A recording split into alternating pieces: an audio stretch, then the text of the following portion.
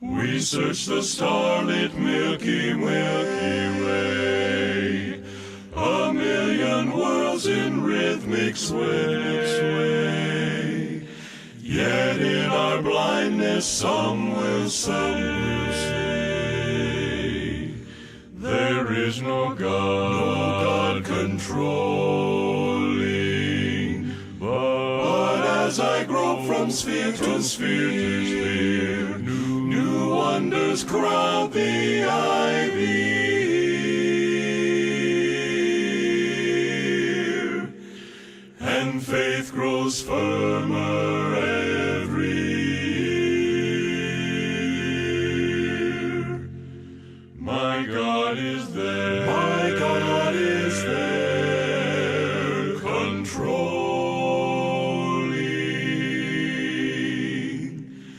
We probe the atoms for their cause, explore the earth for nature's laws, yet seldom in our searching pause to think of God controlling each flash of fact from out the night, each burst of truth upon my sight,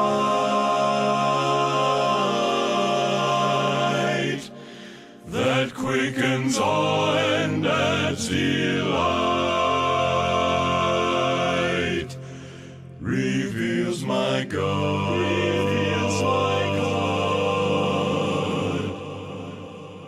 controlling.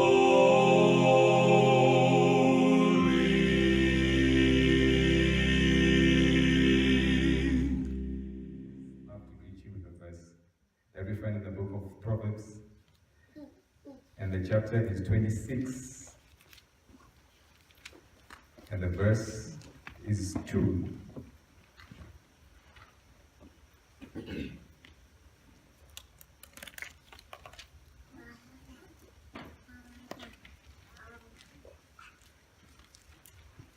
And I'll read in your hearing. Proverbs chapter 26, verse 2.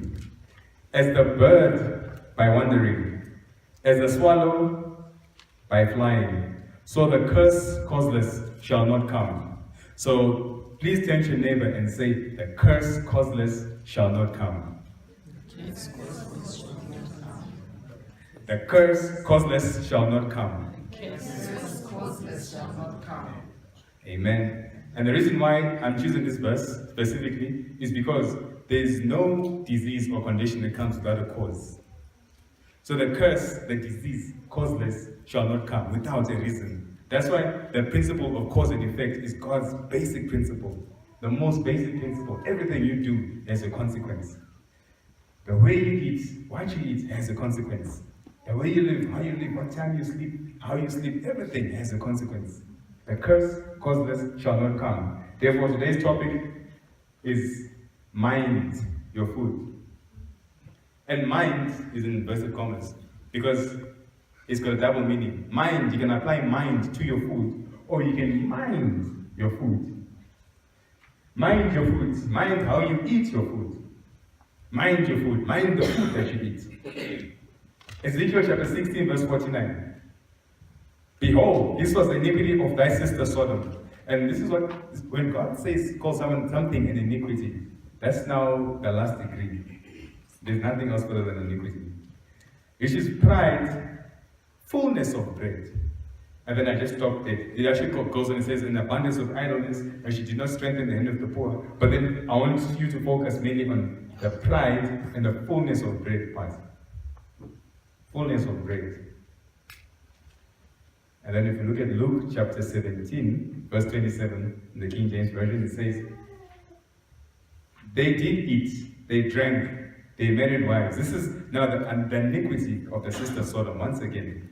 So then I'm starting it from the part where it says they did eat, they drank. And this, once again, God is calling an iniquity, or the sin of the sister Sodom, is that they ate and they drank. Jesus Christ didn't mention that they did sodomy and these things, what. The first thing that is mentioned is that they ate and they drank. eating and drinking. Hence, we have to mind our food. Apply mind to your food. So basically, we are talking about food combinations. Now, I would like to believe that what you're going to see or learn today will really take you by surprise.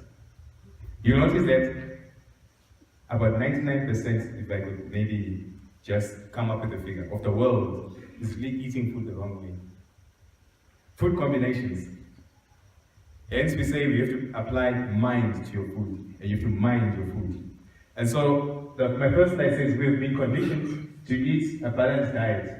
Yet somehow this term has been misinterpreted to mean a balanced meal. I don't know whether you're getting what I'm saying. Balanced diet and balanced meals. Here's the difference. We throw all kinds of stuff in one single plate, pour a big glass of milk on the side with the best intentions. That is to get full, the fullness of bread, or to maybe to get the right nutrients and elements. To cover all our nutritional bases. Unfortunately, this doesn't exactly accomplish what we were aiming for.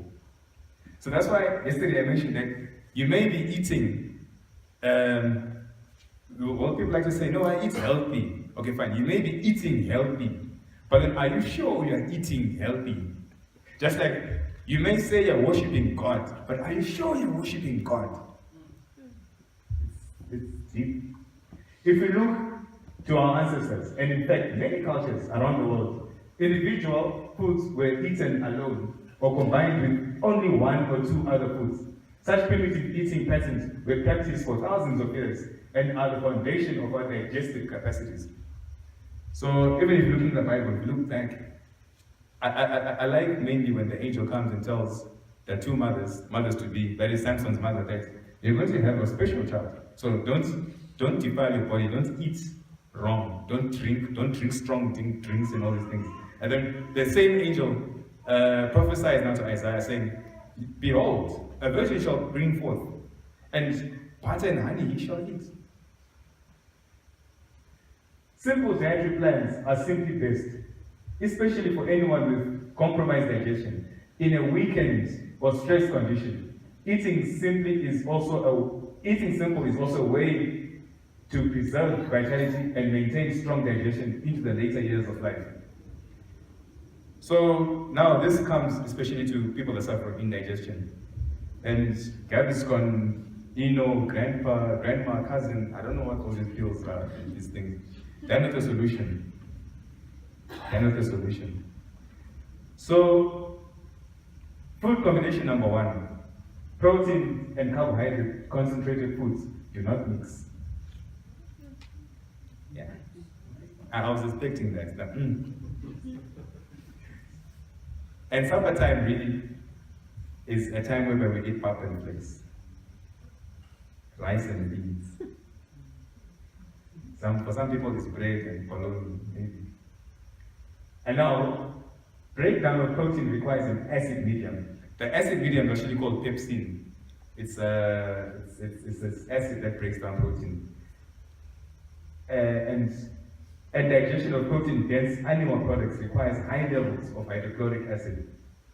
So that's why when it comes to the animal products, your body becomes really acidic. And so when your body becomes really acidic, then that's when disease can drive, especially cancer. So now, a diet of flesh, the beef and the chickens and all that stuff, can take, digestion can take anything from 24 hours going upwards, also depending on the quantity that you're eating. And then since digestion of carbohydrate-dense foods requires an alkaline medium in order to be broken down, high carbohydrate foods that have been mixed with high protein foods will not digest, but will sit there fermenting. And I recall the one time when I said, Yvonne Chaka Chaka sang a song which says, "When I mean open combat," and the time to combating will be actually happening inside your stomach because of the type of food that you've thrown inside. Producing indigestion, bloating, and gas. And since this fermentation of carbohydrates will inhibit the digestion of the protein, more gas, bloating, and discomfort will be produced. This makes a typical American meal, composed of a large chunk of meat along with potatoes and bread, or a recipe. This all is a recipe for digestive disaster. And what America does is what South Africa does. South Africa is like an image to the image of the beast, a mini image. Most protein foods are best digested when accompanied by a fresh green salad. Other concentrated protein foods like nuts and seeds combine well with acid fruits such as oranges, pineapples, blackberries, or strawberries. They also work very well with sub-acid fruits such as apples, cherries, mangoes, or peaches. The vitamin C in these fruits aids the digestion of the mixture. And the good thing is that the vitamin C in these fruits also helps with the absorption of iron. So then, eating pumpkin seeds are high in zinc. Zinc is also another type of iron. But then now for it to be absorbed properly, have it with the fruits. Fruits and seeds, they work well. Proteins and veggies work well. And then number 2, eating 2 concentrated proteins together. That's why, you see, like with the plant proteins, they're different from the animal proteins. The plant proteins digest easier. They're more, I think the term is something like bioviolent. Something like that. In other words, they absorb and the body utilizes them better than with the animal proteins. So each type of protein requires a specific character, strength, and timing of digestive juice secretion. This means that no 2 types of concentrated proteins should be consumed together at a meal. Nuts, meat, eggs, cheese, or other protein foods should not be eaten together. And no 2 types of animal proteins should be eaten together, a rule that may be hard to swallow by the surf and turf crowd. So in other words, beef and chicken. I don't know what other animals. The Chinese eat dogs. So I don't know, maybe dogs and cats. If you say it's any cats and dogs, that means that you shouldn't even be eaten together. So any, 2 types of proteins. Mixing the nuts, the seeds, the eggs. So-called, what is it called in English breakfast? There's bacon there, there's eggs, there's a waffle there, and this and that. And then washed down with tea, which is with milk. Yeah, digestive disaster.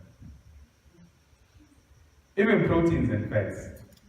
And that's why in Leviticus, God says that when he gave the dietary laws and he given the provision that, okay, fine, now meat can be eaten, but then make sure it doesn't have the blood or fat.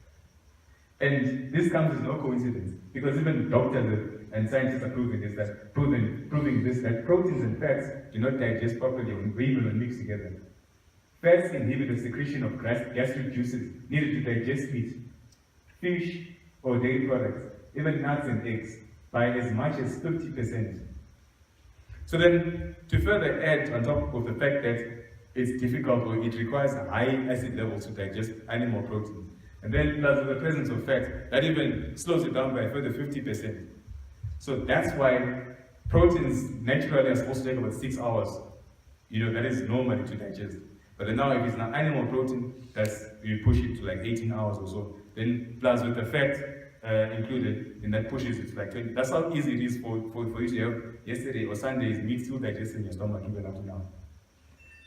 And then when fat concentrated foods are eaten with protein concentrated foods, the digestive breakdown of the fats is delayed until gastric juices complete their work on the complex proteins. So the stomach will then first try and digest the proteins. Then after that, try and digest the fats. And then inyongo, which is actually bilious bile, it runs. And then when you do your kidney or your liver flush, you start taking out through the back door green stuff.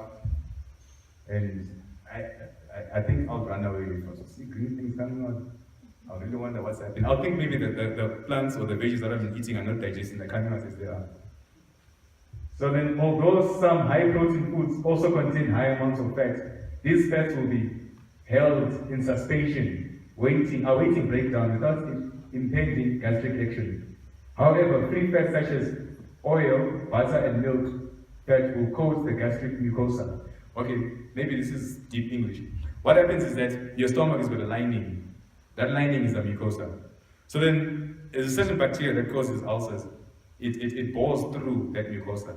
And then when that happens, the digestive juices start digesting your own stomach. That's how you get an ulcer.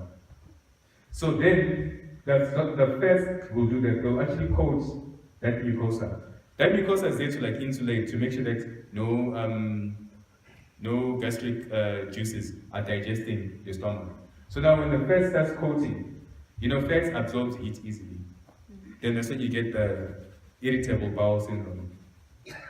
Your stomach now feels funny, cranky, feels like there's hot sensation. So then it inhibits the gastric juices. This is why fried chicken is so hard to digest. Yeah, fried chicken. And then Christmas time, some people then eat turkey, which makes it even worse. And then acid fruits with carbohydrates. That's like now taking or making an apple pie. It's a pie, a pastry, it's carbohydrates, and there's apples inside. The enzyme in saliva that begins the breakdown of starch, concentrated foods in the mouth, does an important job of converting complex starch molecules into more simple sugars. That's why when you eat carbohydrates, you then have glucose. So the carbohydrates are digested into simple sugar like glucose. So now if you eat carbohydrate-dense foods, you have high amounts of glucose. Then you have high blood sugar levels. And then that's bad for hypertension, high blood pressure, and diabetes. So in order to work, the enzyme requires a neutral or slightly alkaline medium. The neutral condition found in the mouth when acid foods are eaten, the action of the enzyme needed to break down starch is halted because the medium needed has been altered. You see now, fruits have got also a sugar called fructose. So then, fructose and glucose, when they're present together, that's fine. They don't digest or assimilate very well. That's why it is not advisable to have fruits and starch together. So acid fruits should not be eaten at the same meal as sweet fruits or other starches. This combination is what makes spaghetti and other dishes combining tomatoes with starch so bloating. So the apple pies, the waffles, I don't know what else. Maybe having an apple and breakfast cereal at the side. That will actually clash and it will cause digestive problems. And then acid fruits with protein. Now this one is not really common because I've never really seen someone eating a piece of steak with an orange. But then well, you have to know the truth anyway. Oranges, tomatoes, lemons, pineapples, and other acid fruits can be easily digested and produce no distress when eaten away from the starchy and protein foods. However, when included in the meal that contains a protein-concentrated food, the acid fruits seriously hamper protein digestion. Because now even protein digestion itself doesn't happen necessarily in the stomach. In the stomach, it's still like, the stomach does what the mouth does, but without teeth. So the stomach has to use acid. So the protein really gets digested in the small intestines. And then the fruits bypass the stomach totally and they jump straight to the small intestines to be digested. So now when they're both present, the different enzymes needed, this enzyme needed to digest proteins, this one needed to digest fruits. When they clash, they neutralize each other and then nothing happens. This is in part what makes a typical American diet or American breakfast of orange juice, bacon, eggs, and toast such a digestive nightmare. And these are the things that they sell at the restaurant. Get there, they give you the menu. They say there's English breakfast, American breakfast, Portuguese breakfast. They don't have African breakfast, I don't know why, but And then as Africans, we just wonder after all of the breakfast and we leave our own breakfast behind. Then number 6 is eating starch and sugar. This one, it was really hard to swallow because always we need to put sugar inside our cereal. We need to have like amakwina, fat cakes, That's starch and sugar. All that is starch and sugar. Eating starches that have been disguised as sweets is not a good way to eat starch. Although the treat produces an abundance of saliva, The saliva contains none of the enzymes needed to digest the starch because the sugar has turned the environment acidic. That's what sugar does. That's why sugar and cancer are best friends. Sugar will make the environment acidic for cancer to feed off that, and then the cancer grows. So then this is why such items as fruits feel Danish. You know, I remember eating these things when I was in primary school. And I said, this is delicious, Danish. Says all on the digestive tract like a sack of bricks. And sometimes when you wake up, I've experienced this, when I wake up, when I eat something, like maybe, if I eat something like a breakfast cereal at night, then I sleep, the following day I wake up, I still feel like I'm so full, nothing's happening. And the carbohydrates are fermenting in the body, producing noxious gases. So then now the exhaust fumes that we then take out, they won't really smell so good. And you know, especially like when you're passing stool, and that stool is really smelly, that is an indication. The doctors will ask you a question like, was your stool offensive? Offensive meaning, was it really smelling?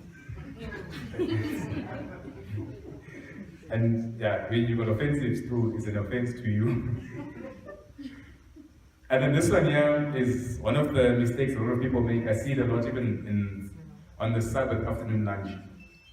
That melons should not be consumed with any other foods. And now usually what happens is that after the Sabbath afternoon lunch, that's when the watermelon comes out. Watermelon, cantaloupe, honeydew, and I think some of you now know that neighborhood honeydew is actually named after the fruit honeydew. So it's not just a creative naming. That honeydew is actually a fruit called honeydew. It's a melon, it's in the melon family. And the more exotic melons should always be eaten away from mealtime and alone.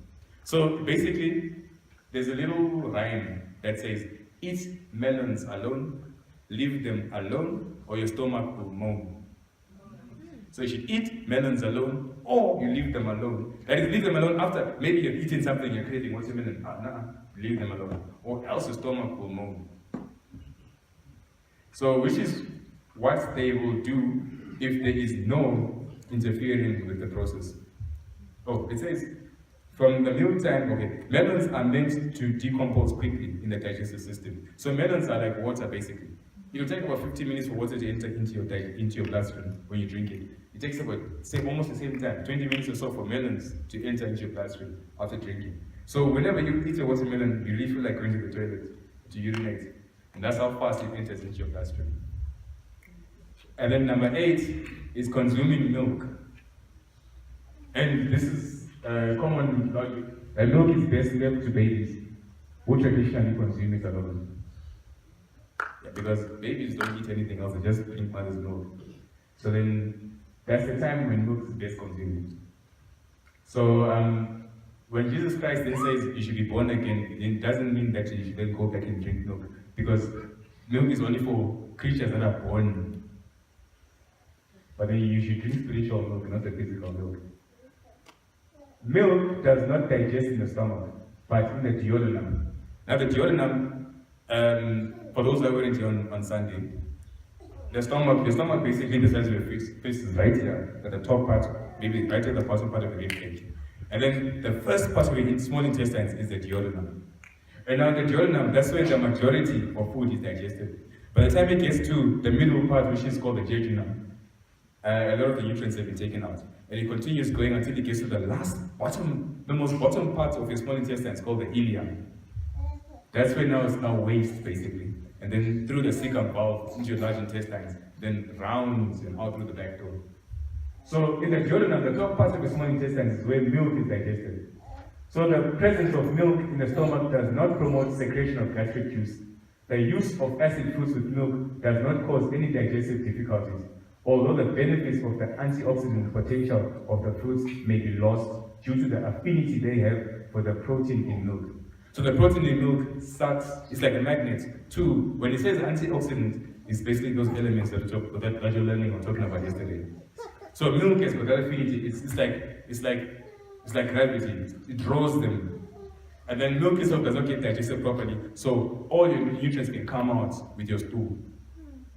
Hence, you can have nutritional deficiencies. If you're saying you're eating healthy and drinking milk, mixing the fruits with the milk, this with the milk, everything with milk, yet the milk is actually robbing you of those nutrients. It's like how a tapeworm works. Tapeworm is gonna eat your food when it's still digesting in your small intestines. It is getting stronger, or it's getting weaker and skinnier. That's what milk can do. Hence, it's best for babies. But then now, I know that this is maybe a bit too harsh because you're not thinking of the breakfast cereal, that oats with the sugar, how it tastes so nice, this and that. So then that's why I'm just gonna make it easy for you now and say, of course, there are exceptions to every rule. So just to, when I wrote confused, I thought maybe let me cancel it because this is not to confuse you. I hope now this is going to shed some light. So to inform you further, here are a few more conditions to eat by. Foods that are high in fat and protein, like cheese, yogurt. You see that word, kefir? Let's not think of apartheid. That word actually really means amas. So then now, because people will then say mas, but then what's the proper English term? The proper English term is kefir. So kefir can be anything, like yogurt even is milk kefir. There's coconut kefir, which is coconut yogurt. So like yogurt, amasi, fine. Nuts and oil-bearing seeds are okay to combine with acid sour fruits. Examples are tahini, which is almond. Tahini is, I think, sesame seed nut butter. Yeah, sesame seed butter. Or even peanut butter. Tahini and lemon dressing. Almonds and sour apples. Yogurt and strawberries. That is okay to combine. Once you ferment milk, or you ferment, if you ferment milk, it becomes a bit easier, a lot easier to digest. Although still it will contain a few negatives here and there, but it becomes a lot easier to digest. And so that you can then throw your strawberries or your apples or your lemons or your almonds with it. And then when milk from animals is consumed with other foods, it tends to curdle, meaning yabila, sort of like insulting or insulating itself from digestive enzymes. So to curdle or to ferment milk products such as cheese, yogurt, and buttermilk do not cause this problem and can combine well with green vegetables. That's why Ellen White then says that you can cook spinach with cream, and that can make a good meal.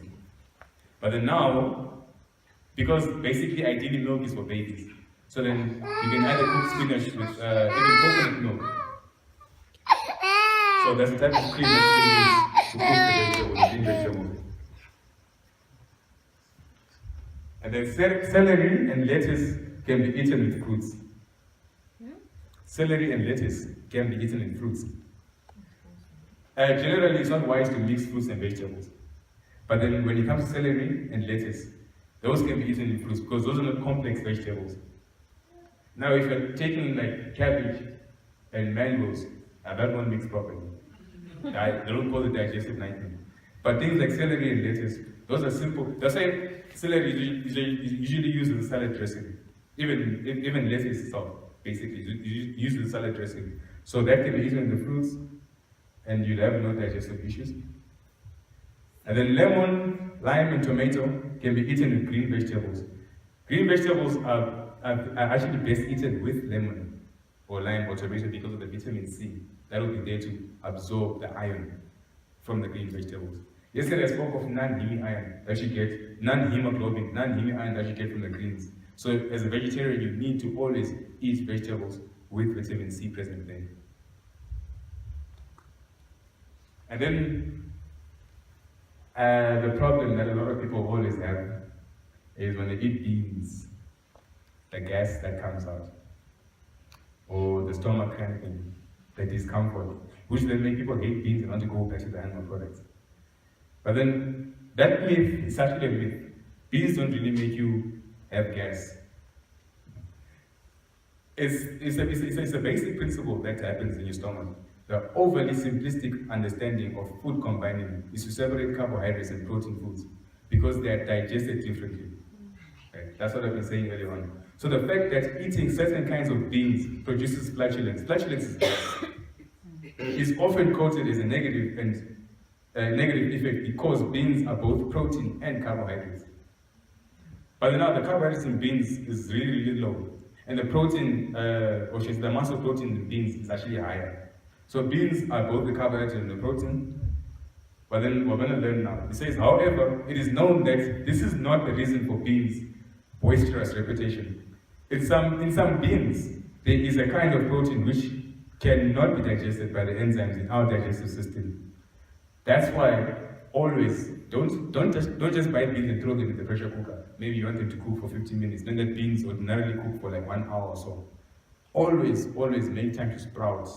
Soak them for 24 hours or even more until the root comes out. Then that way they even cook quicker and you remove those enzymes that are hard to digest. So then it says, even when eaten alone, this protein can, however, be digested by the bacteria that lives in the large intestines. So when you eat beans, you not only feed yourself, you also feed these bacteria. In our intestines, from the small to the large, is bacteria. And especially in the small intestines, those bacteria that they digest what is known as complex carbohydrates. So then these proteins that you find in beans actually feed the bacteria in your large intestines. And the bacteria in large intestines is fed. That's when the gas comes. That's why rule number 1, and the most important rule, is always to soak your beans, especially to sprout them. You will not have any gas problems whatsoever. These bacteria produce gas after a good meal of lectin. Lectin, that's the protein that is found in beans that is hard to digest, which feeds the bacteria in your large intestines. Hence the flatulence. It's got nothing to do with food combining, because if you eat beans alone, you still have like flatulence if you don't soak them. This makes sense to me since many healthy cultures throughout the world have evolved to eat a diet in which beans or lentils are a staple food. And look at the Indians. That's their staple food, lentils. Actually, India has got a population of 1 billion people, and about 3/4 of that nation is vegetarian because of the Hindu culture. And they thrive a lot on lentils, black beans. And then the hair looks so nice, they can even sell it here in Africa and we'll buy it. That's a sad reality. So there's protein and carbohydrate foods that fight. And then of course, since food isn't either exclusively carbohydrates, practical terms, separating protein and carbohydrate means not combining protein foods with starch foods. So meat is 50% protein and 0% carbohydrates. You don't get any carbohydrate in meat whatsoever. So that's a protein dense or protein concentrated food. Potatoes are 8% protein and 90% starch. So hence potatoes and meat will not mix well, they'll fight. So in between are beans, lentils, rice, and wheat. So then those are the foods that are both protein and starch. And you know, a simple protein, simple starch, they can digest easily and better. Hence, it's easy to then take brown rice and lentils. You cook together. When you eat that, you actually turn your rice into a complete protein. Lentils have got like maybe 7 amino acids. Rice has got about 5 amino acids. So put together, you get like 13 amino acids. And your body needs the 9 essential that it cannot find. Plus the other amino acids that the body can manufacture by itself. So those are the good food combinations. Rice, brown rice and lentils, brown rice and meat. Those can go well. Not potatoes and meat. So where exactly do you draw the line? If a line should be drawn at all. Although we all love desserts to end the meal, common practice. Fruits and sweet foods have relatively simple carbohydrate structures, meaning they digest very quickly. That's why watermelons especially, they digest the fastest. Fruits digest the fastest. And then refined white pulp. After 3 or 4 hours, you feel hungry again. That's why now we want to eat like this whole mountain, and yet your stomach is around the size of your fist. But if you eat, maybe if it's sorghum, which is unrefined, and it's got more fiber and more nutrients, just a fist size will keep you full and keep you fuller for a longer time. That's where the difference comes. So all the sugars in the cookie you just ate on top of dinner have already broken down. The other foods in the meal sit and ferment. So after supper, and then you want to say and have a cup of tea with biscuits. You've eaten the rice with the salad and everything, and the tea and the biscuits. The biscuits make the food ferment. In comfort. So crazy as it sounds, it is best to eat dessert first. Because dessert mainly is fruits. That's when people like to have the fruits with the yogurt. At least 30 minutes before a meal. Or wait 4 hours after. And 4 hours is not to say if time is 4 hours is actually on the dot. Because it depends on the type of food you've eaten. You can even have to wait up to like 10 hours. Depending on what and how much you've eaten. If you've eaten like a king, you have to wait a long time. It is always important to eat when your stomach is empty. That's why supper time should at least be before sunset. And then you fast as you sleep. Then you break your fast, break fast in the morning when your stomach is empty. You sleep even easier when your stomach is half full or when digestion is almost complete. But now when your stomach is like this full and you're going to sleep, nightmares will happen.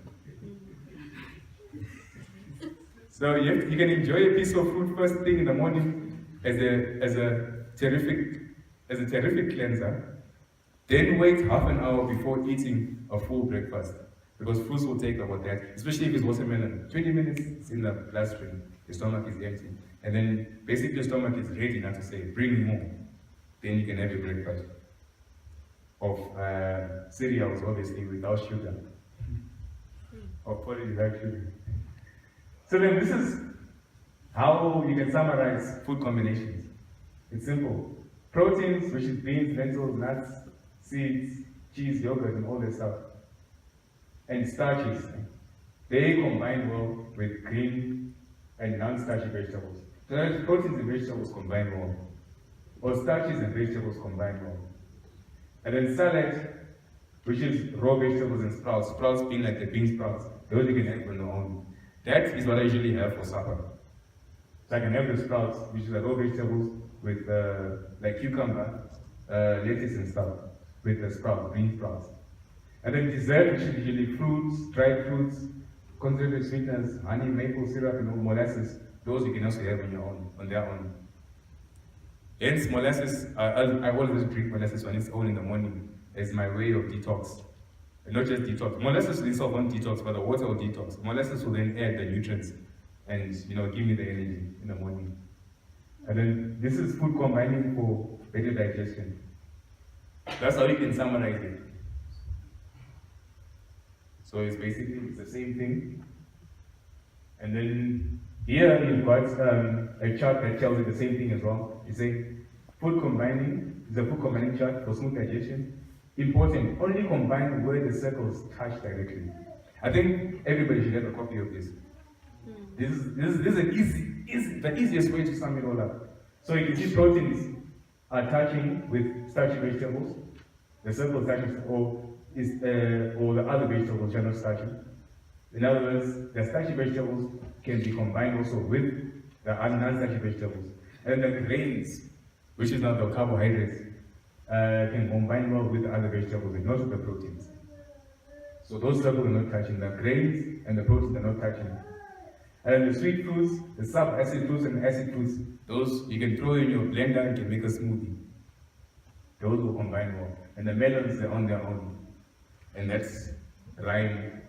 They're on their own, or you leave them alone, or your stomach will move. And then I've got a list of all the low and non-starchy vegetables. You got your asparagus. Maybe that's not clear, but then hopefully we all can get this copy. You got things like your chicory, your chives, your celery, garlic, green beans. All those are the low or non-starchy vegetables. Then you got the starchy vegetables like your beetroot, your carrots. Those are starchy vegetables. Potatoes, yams, banana squash. And then you got your proteins and fats. There's the meat, the grains, the amaranth, the sweet fruits. Now sweet fruits are bananas. There's bananas. There's all dried fruits. So raisins are actually dried grapes and they're really sweet. Dates, those are sweet fruits. And then what is called sub-acid fruits are those like fruits like apricots, pawpaws, pears, mangoes. Those are sub-acid. So they're not that sweet and they're not that acidic. And then you got your acid fruits. That is all your citrus fruits, oranges, grapefruits, lemons. And then you got your melons and that one. So this chart is something that everybody should have. Stick it in your kitchen, you can make a nice poster. And then to finally round it up, or to end this presentation, I've got what is known as a food synergy. Now these are specific foods that digest and combine well together. You've got your tomatoes and avocados. So lycopene in tomatoes is best absorbed in the intestinal tract when combined with healthy fats like avocado. And it's good to have that even on the sandwich of wholemeal bread, seed bread. That will digest really well. Chickpeas and beetroot. Chickpeas are rich in vitamin B6, a vitamin that helps the body absorb magnesium in magnesium-rich foods like beetroot. So when you have your chickpeas, the chickpeas are there, the beetroot is there. The chickpeas are helping your body absorb the magnesium from the beetroot. Having the beetroot alone, okay, your body will absorb the magnesium, but not as effective as if chickpeas are actually there. Lemon and green tea, and that's an excellent remedy for flu for the winter time. Vitamin C in lemons allows the body to absorb catechins or antioxidants in green tea, increasing the benefits of green tea. So sometimes people say, I'm drinking green tea, but still I got flu. There's no lemon in it. And worse, there's sugar. When there's sugar then blocks the absorption of the antioxidants, the catechins.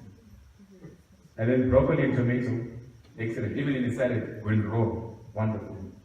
The cancer-fighting substance in tomatoes and broccoli work best when paired together than when eaten alone. So now I'd like to see more broccoli and tomatoes in people's trolleys when they're bushing, especially everyone here. If I find you in ShopRite, I'm searching for the broccoli and tomato together. If I just find the tomatoes alone, watch out. And then lemon and kale. Can be lemon and spinach. Kale is Somalia.